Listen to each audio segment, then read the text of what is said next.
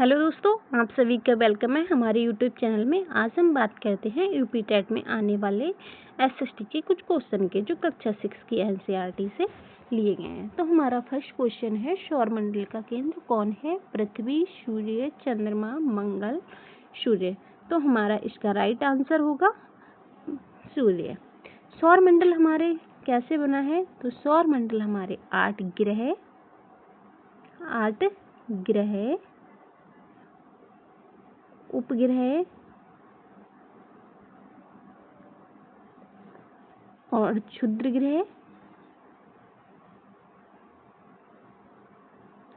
ग्रह और हमारे उल्कापिंड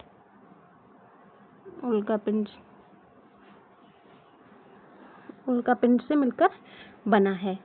सौरमंडल का जो सबसे मुख्य केंद्र माना जाता है वह सूर्य को माना जाता है। ये एक खगोलीय पिंड है जिसके पास खुद की ऊष्मा और प्रकाश होता है। चलिए हम देखते हैं नेक्स्ट क्वेश्चन हमारा क्या है। इसी तरह से क्वेश्चन हमारे पूछे जाते हैं यूपी टेट में या कोई भी और टीचिंग का जो एग्जाम हो उसमें। सौरमंडल का सबसे बड़ा ग्रह क्या है?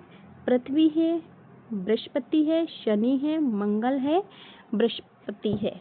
तो हमारा इसका राइट आंसर होगा बृहस्पति। सौरमंडल का राइट आंसर है बृहस्पति। ग्रह की हम बात करें तो ग्रह की संख्या कितनी होती है? ग्रह की संख्या होती है 8। हमारी ग्रह की संख्या कितनी होती है? 8।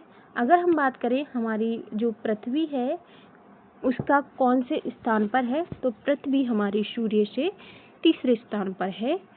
अगर हम बात करें आकार के हिसाब से तो हमारी पृथ्वी है वह 5वें स्थान पर है। हम ग्रह की बात करते हैं तो ग्रह ये हमारा सूर्य है,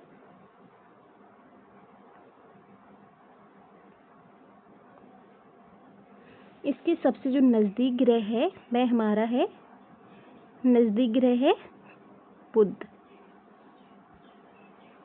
सबसे जो नजदीक ग्रह है वह हमारा बुध।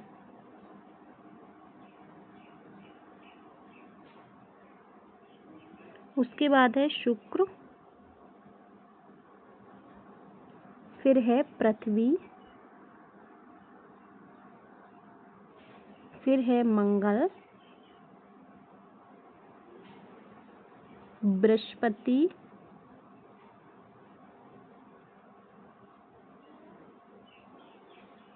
फिर है हमारा शनि, अरुण,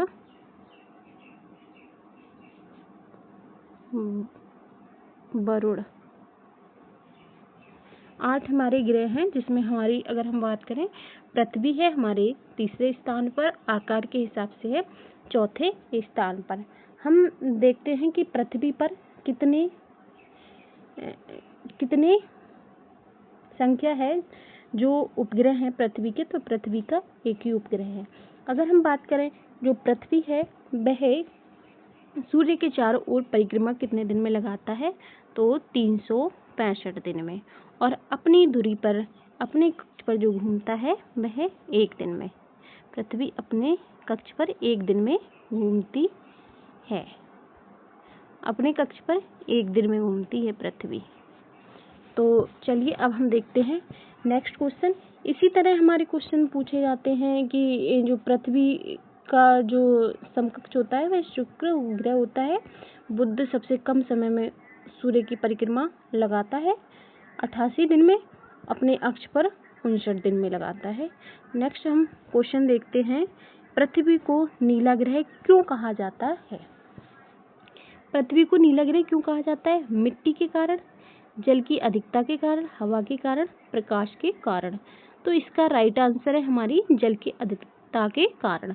हमारी पृथ्वी पर सबसे अधिक जल पाया जाता है। कितना जल पाया जाता है? 2/3 जल।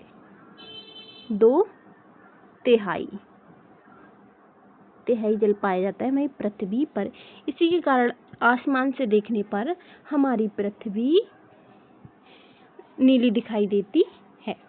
अगर हम बात करें जो हमारे ग्रह थे उन ग्रहों में किन ग्रहों के बीच में एक शुद्ध ग्रह पट्टी पाई जाती है तो वह हमारे मंगल और बृहस्पति के बीच में पाई जाती है। आगे हम क्वेश्चन देखते हैं, है सूर्य क्या है? सूर्य क्या है? ग्रह है, उपग्रह है, तारा है, धूमकेतु है, तो क्या है? तो सूर्य हमारा क्या है? एक तारा है।